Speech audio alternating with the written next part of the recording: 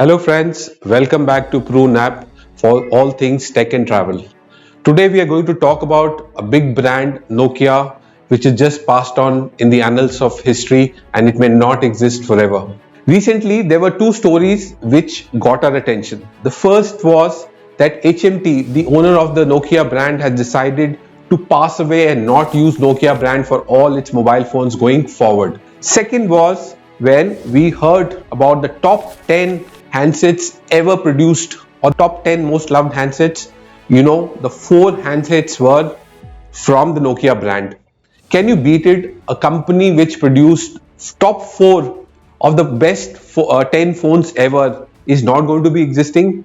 Well, actually, there are many other reasons why Nokia may have failed. Before we look into it, but it may be a good idea to have a look at it what all Nokia achieved. You would not believe from the year 2006 till about, let's say, 2010, Nokia was the most loved brand across the world.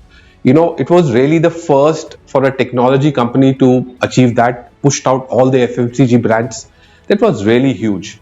And as such, and of course, that's also something one need to keep in mind is that Nokia won against all odds. It comes from a very small Nordic country of 5 million people.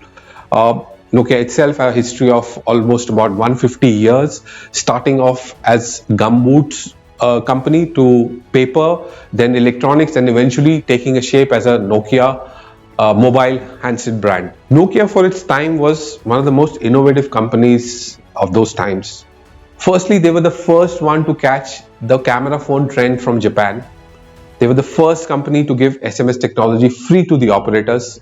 In fact, they were the first company to think the smartphone could be an all-encompassing device which could do everything. Nokia was the fastest growing company those years, clocking a growth rate of 25% quarter on quarter.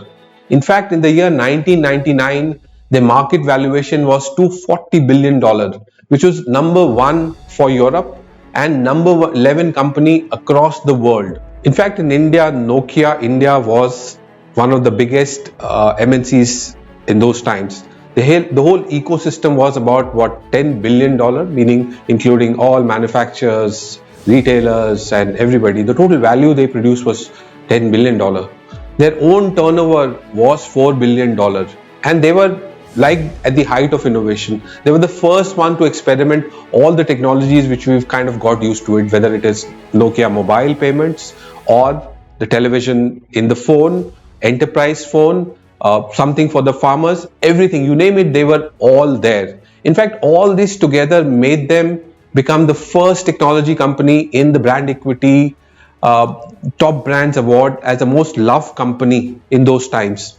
Nokia also set up a plant in India in Sriperumbudur, and they exported $2 billion worth of handsets in those times. However, something changed around the early or the late 2010s when Nokia's own operating system and the smartphones were just entering was called Migo. That got delayed, and Nokia was forced to look for partners for its operating system. So there were two choices at that point of time.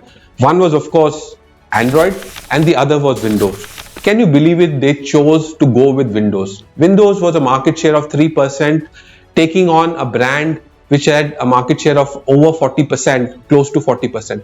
I think that was really the fall of the Nokia as a brand, because Windows never took off as an operating system and Android kind of ran away with the market share of the operating systems. So the loss of Nokia started from one small delay in their own technology of Migo not coming out in time.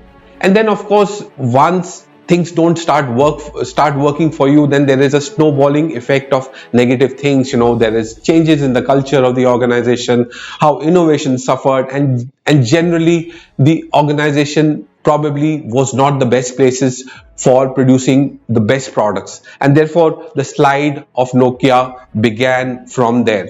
If you've liked this video, don't forget to give us a thumbs up and also share it with your other tech enthusiast friends. And don't forget to subscribe to Prune app for all things tech and travel.